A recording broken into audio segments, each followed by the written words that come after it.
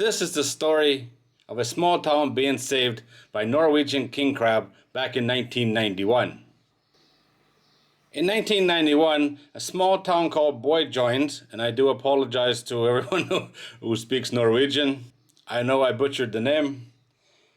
It had a population of 300 people, and they were asking to be relocated as the cod fishery and all other whitefish in the area were basically disappearing. It was a failing town because of a failing fishery. And then someone caught a giant crab in one of their gill nets. They didn't even know what it was. Some of the crab they were catching at that time weighed up to 25 pounds each.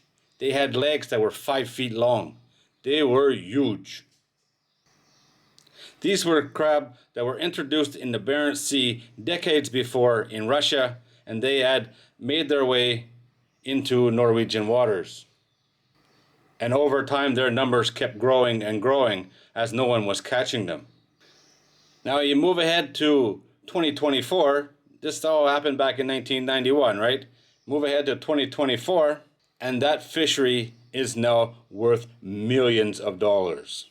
Crab in Norway are selling for at least $27 a pound to the fishermen. Norway caught 5.3 million pounds in 2023, which is not a lot, but it's a lot more than was caught in Alaska in 2023. But Russia caught somewhere around 28 million pounds in 2023, so Russia is still catching a lot of king crab. According to Norway, U.S. importers want their crab alive, and I have seen this on TV as well and on YouTube videos. The IN restaurants in places like New York, they want live crab, and they're willing to pay the price for them. The restaurant price for a king crab, when they're selling it, is up to $1,000 for one crab. That's a lot of money. According to this article, the days of a $35 frozen king crab is long gone. The crab are worth an absolutely insane amount of money on the market if they're delivered alive. People want quality, not quantity these days. Now I have to say this is for the high-end market, but if you're a fisherman, you want the top price for your product, especially when there's not much of it to catch. I'm looking at the Bering Sea and the very small quotas they have these days, and they're still freezing it. The market is calling for fresh, and they should do everything in their power to deliver to what the market wants, fresh live crab. If Norway can send crab from northern Norway all the way to New York and Tokyo and places like that, still alive, then there's no reason Alaska can't do it. But it doesn't seem like it's happening very much.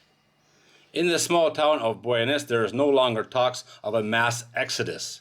Its fishermen are living a comfortable and complete life with annual vacations to the Mediterranean or the Caribbean. Whatever crab doesn't get exported forms the backbone of a very fast-growing crab-themed tourism industry. Like in any successful fishery, there are now multiple generations of fishermen working on the same boat. Young men learning the skills from their fathers and their grandfathers, the way it's been done for generations. And that's an awesome thing to see. What Norway is doing, and everyone seems to be missing this point, they're delivering live crab to the market. And that's worth a lot of money. Like this article said, the days of the $35 king crab is long gone. Now the crab is worth like $1,000. Maybe it's time to give the people what they want. If they're willing to pay $1,000 for a live crab, find a way to get them the live crab. The days of the frozen $35 king crab are long gone, or it should be.